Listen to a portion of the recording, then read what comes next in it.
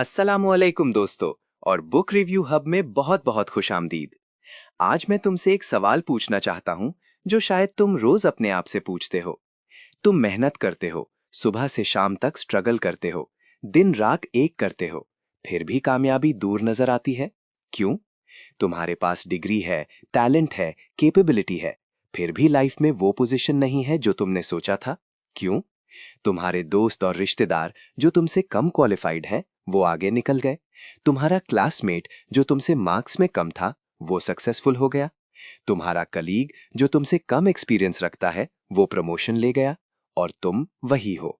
क्यों? क्या तुम्हारी किस्मत खराब है? क्या दुनिया अनफेयर है? क्या लोग तुम्हारे खिलाफ है? या फिर कोई और वजह है जो तुम देख नहीं पा रहे? आज मैं तुम्हें एक ऐसी किताब के बारे में बताने जा रहा हूं जो तुम्हें ये आंसर देगी। इस किताब का नाम है द माइंड इज एवरीथिंग। ये मोटिवेशनल बुक से बिल्कुल अलग है। ये एक डीपली साइकोलॉजिकल और फिलोसॉफिकल किताब है जहां राइटर बताता है कि कैसे इंसान का दिमाग उसकी जिंदगी लिखता है। ये किताब तुम्हें बताती है कि तुम्हारी असली प्रॉब्लम बाहर नहीं है, तुम्हारे अंदर है, तुम्हारे दिमाग में है, तुम्हारी सोच में है, तुम्हारे थॉट्स में है। और जब तक तुम अपने माइंड को नहीं समझोगे, जब तक अपनी थिंकिंग को नहीं बदलोगे, तब तक तुम्हारी सिचुएशन भी नहीं बदलेगी। द माइंड इज एवरीथिंग का सेंट्रल आइडिया ये है कि तुम्हारी जिंदगी तुम्हारे थॉट्स का डायरेक्ट रिजल्ट है। जो तुम सोचते हो वही तुम बनते हो। जो तुम्हारे दिमाग में चलता रहता है वही तुम्हारी रियलिटी बन जाती है। अगर तुम्हारे थॉट्स नेगेटिव हैं, तुम्हारा फ्यूचर नेगेटिव होगा। अगर तुम्हारे थॉट्स लिमिटेड हैं, तुम्हारी अचीवमेंट्स लिमिटेड होंगी। अगर तुम्हारे थॉट्स पावरफुल हैं, तुम्हारी लाइफ पावरफुल होगी। ये इतना सिंपल है लेकिन इतना पावरफुल भी। इस बुक के राइटर का मानना है कि हर इंसान की जिंदगी एक सीक्वेंस फॉलो करती है। पहले तुम्हारे थॉट्स हैं, ये थॉट्स तुम्हारे एक्शंस को डिसाइड करते हैं। ये एक्शंस बार बार रिपीट होने से तुम्हारी हैबिट्स बन जाते हैं और ये हैबिट्स अल्टीमेटली तुम्हारी लाइफ शेप करती हैं। तो अगर तुम्हें अपनी लाइफ चेंज करनी है तो तुम्हें अपने थॉट से शुरू करना होगा, एंड से नहीं। ये पैटर्न साइकोलॉजिकल रिसर्च पर बेस्ड है और राइटर ने इसे बिल्कुल सिंपल तरीके से एक्सप्लेन किया है। अब देखो पाकिस्तानी कॉन्टेक्स्ट में ये कितना रेलेवेंट है। एक स्टूडेंट है जो बोर्ड एग्जाम्स दे रहा है, वो टैलेंटेड है, पढ़ा लिखा है, पर उसके दिमाग में ये चल रहा है कि मुझसे नहीं होगा, पेपर मुश्किल आएगा, मैं फेल हो जाऊंगा। ये थॉट उसके कॉन्फिडेंस को मार देता है। एग्जाम हॉल में जाता है तो ऑलरेडी नर्वस है, क्वेश्चंस देखे तो पैनिक हो जाता है, जो वो जानता भी है वो भूल जाता है। रिजल्ट एक्चुअली फेल हो जाता है। अब सोचो कि फेलियर उसकी कैपेबिलिटी की वजह से हुई या उसकी थिंकिंग की वजह से। उसका दिमाग पहले ही हार मान चुका था, उसके थॉट्स ने उसके एक्शंस को वीक कर दिया। दूसरी एग्जाम्पल देखो। एक मिडिल क्लास बंदा है जो अपने घर की फाइनेंशियल सिचुएशन इंप्रूव करना चाहता है। वो चाहता है कि अपना बिजनेस शुरू करे, साइड इनकम जनरेट करे, कुछ अलग करे, पर उसके दिमाग में क्या चल रहा है? मुझसे बिजनेस नहीं होगा, पैसे बर्बाद हो जाएंगे, लोग मजाक बनाएंगे, फैमिली सपोर्ट नहीं करेगी, अगर फेल हो गया तो क्या होगा?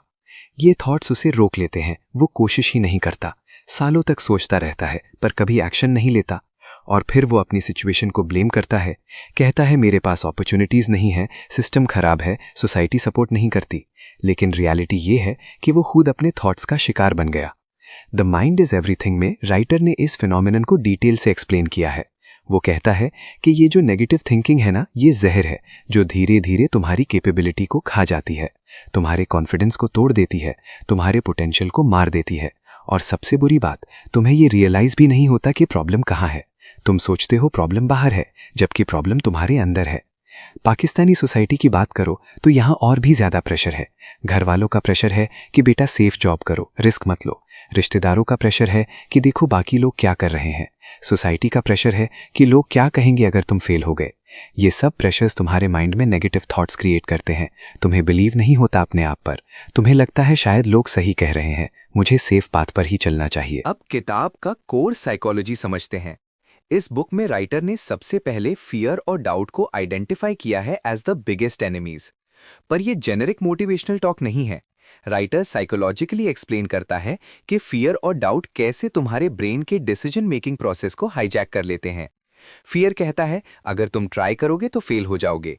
डाउट कहता है तुम केपेबल नहीं हो, तुमसे नहीं होगा। और ये दोनों मिलकर तुम्हें पैरालाइज कर देते हैं। इस बुक की खास बात यह है कि ये सिर्फ पॉजिटिव सोचो नहीं कहती। बाकी मोटिवेशनल बुक्स में यह होता है कि बस खुश रहो, पॉजिटिव रहो। पर द माइंड इज एवरीथिंग तुम्हें अपने दिमाग के पैटर्न समझना सिखाती है। ये तुम्हें बताती है कि तुम्हारे थॉट्स कहाँ से आ रहे हैं, क्यों आ रहे हैं और कैसे तुम्हारा brain unconsciously negative patterns repeat करता है। राइटर कहता है कि सेल्फ बिलीफ सबसे बड़ी पावर है। अगर तुम अपने आप पर बिलीव करते हो, अगर तुम्हें लगता है कि मैं कर सकता हूं, तो तुम्हारा दिमाग ऑटोमैटिकली उस डायरेक्शन में काम करने लगता है। तुम्हें सॉल्यूशंस मिलने लगते हैं, अपॉर्चुनिटीज नजर आने लगती हैं, एनर्जी मिलती है। पर अगर तुम्हें अपने आप पर बिलीव नहीं है, तो तुम्हारा दिमाग भी शट डाउन हो जाता है। वो अपॉर्चुनिटीज को फिल्टर कर देता है, वो पॉसिबिलिटीज को इग्नोर कर देता है। साइकोलॉजी में इसको सेल्फ फुलफिलिंग प्रोफेसी कहते हैं और द माइंड इज एवरीथिंग ने इसको बहुत डीपली कवर किया है। अगर तुम किसी चीज को स्ट्रांगली बिलीव करते हो, तो तुम्हारा माइंड उस बिलीफ के अकॉर्डिंग काम करता है और वो चीज रियलिटी बन जाती है। ये साइंटिफिक फैक्ट है जो राइटर ने फिलोसॉफिकल पर्सपेक्टिव से एक्सप्लेन किया है। राइटर कहता है कि फोकस और इमेजिनेशन भी बहुत पावरफुल टूल्स हैं। जहां तुम्हारा फोकस है, तुम्हारी एनर्जी वहां जाती है। अगर तुम्हारा फोकस प्रॉब्लम्स पर है, तो तुम सिर्फ प्रॉब्लम्स देखोगे। अगर तुम्हारा फोकस सॉल्यूशंस पर है, तो तुम सॉल्यूशंस ढूंढने लगोगे। सिमिलरली, इमेजिनेशन से तुम अपने फ्यूचर को विजुअलाइज कर सकते हो। जब तुम कंसिस्टेंटली अपनी सक्सेस को इमेजिन करते हो, तो तुम्हारा माइंड उस डायरेक्शन में मूव करने लगता है। ये कॉन्सेप्ट्स राइटर ने न्यूरोसाइंस और एंशिएंट फिलॉसफी दोनों से कनेक्ट किए हैं। देखो, हमारे मुल्क पाकिस्तान में लोग अपनी थिंकिंग से हार जाते हैं। पहले उनके पास डिग्री है, स्किल्स हैं, टैलेंट है, पर कॉन्फिडेंस नहीं है। वो सोचते हैं कि शायद मैं इतना केपेबल नहीं हूं, और ये लोग क्या कहेंगे वाली मेंटालिटी तो सबसे बड़ी प्रॉब्लम है। ये थॉट्स तुम्हें रोक लेते हैं, तुम्हें एक्शन लेने से पहले ही हार माना देते हैं। अब द माइंड इज एवरीथिंग का सबसे पावरफुल रियलाइजेशन आता है। तुम्हें समझना होगा कि तुम्हारा दिमाग तुम्हारा सबसे बड़ा एसेट भी है और सबसे बड़ा दुश्मन भी। जब तक तुम्हारा दिमाग तुम्हारे अगेंस्ट काम कर रहा है, तब तक कोई भी बाहर की चीज तुम्हें सक्सेसफुल नहीं बना सकती। पर जब तुम्हारा दिमाग तुम्हारे साथ काम करने लगे, तो कोई तुम्हें रोक नहीं सकता। राइटर कहता है कि तुम्हें अपने माइंड को डिसिप्लिन करना पड़ता है, तुम्हें अपने थॉट्स को कंट्रोल करना सीखना पड़ता है। ये सबसे मुश्किल काम है, क्योंकि हमारा माइंड नेचुरली नेगेटिव थॉट्स की तरफ जाता है। पर राइटर ने प्रैक्टिकल स्टेप्स दिए हैं इसको कैसे करना है। पहला स्टेप है अवेयरनेस। तुम्हें अपनी सेल्फ टॉक सुननी होगी। सेल्फ टॉक मतलब वो कॉन्वर्सेशन जो तुम अपने आप से करते हो अपने दिमाग में। द माइंड इज एवरीथिंग में राइटर एम्फेसाइज करता है कि हर दिन हर वक्त तुम कुछ ना कुछ अपने आप से कह रहे होते हो। पर क्या कह रहे हो? क्या तुम अपने आप को इनकरेज कर रहे हो या डिस्करेज? नोटिस करो अपनी सेल्फ टॉक को, क्योंकि ये सेल्फ टॉक तुम्हारे थॉट्स को शेप करती है। दूसरा स्टेप है नेगेटिव थॉट्स को चैलेंज करना। जब भी तुम्हारे दिमाग में कोई नेगेटिव थॉट आए, तो उस थॉट को क्वेश्चन करो। पूछो अपने आप से, क्या ये थॉट सच है? क्या इसके पास कोई एविडेंस है, या ये सिर्फ एक अजम्पशन है? राइटर कहता है कि जब तुम अपने थॉट्स को कॉन्शियसली चैलेंज करना शुरू करोगे, तब उनकी पावर कम होने लगेगी। ये टेक्निक कॉग्निटिव साइकोलॉजी से ली गई है और बुक में प्रैक्टिकली एक्सप्लेन की गई है। तीसरा स्टेप है अपने दिमाग को ट्रेनिंग देना। ये रोज की प्रैक्टिस है। हर रोज डेलिबरेटली पॉजिटिव थॉट्स जनरेट करो। हर रोज अपने गोल्स को विजुअलाइज करो। हर रोज ग्रैटिट्यूड प्रैक्टिस करो। राइटर कहता है कि ये छोटी छोटी एक्टिविटीज तुम्हारे ब्रेन को रीवायर करती हैं। धीरे धीरे तुम्हारा डिफॉल्ट थिंकिंग पॉजिटिव होने लगती है। ये न्यूरोप्लास्टिसिटी का कॉन्सेप्ट है जो द माइंड इज एवरीथिंग ने सिंपल लैंग्वेज में समझाया है। अगर तुम अपनी सोच चेंज कर लो, अगर तुम अपने माइंड को अपने फेवर में लाओ, तो तुम्हारी जिंदगी कंप्लीटली ट्रांसफॉर्म हो सकती है। द माइंड इज एवरीथिंग ये कहती है कि ये कोई मैजिक नहीं है, ये सिस्टमैटिक प्रोसेस है। तुम्हें एक्शन भी लेना होगा, तुम्हें मेहनत भी करनी होगी, तुम्हें स्ट्रगल भी करना होगा। पर जब तुम्हारी थिंकिंग पावरफुल होगी, जब तुम्हारा माइंड तुम्हारे साथ होगा, तो ये मेहनत प्रोडक्टिव होगी, ये स्ट्रगल मीनिंगफुल होगा।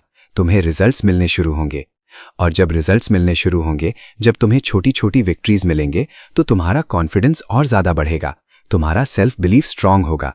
ये एक पॉजिटिव साइकिल बन जाएगा जो राइटर ने डिटेल से एक्सप्लेन की है। इस बुक की सबसे यूनिक बात यह है कि ये तुम्हें सिर्फ मोटिवेट नहीं करती, ये तुम्हें एजुकेट करती है।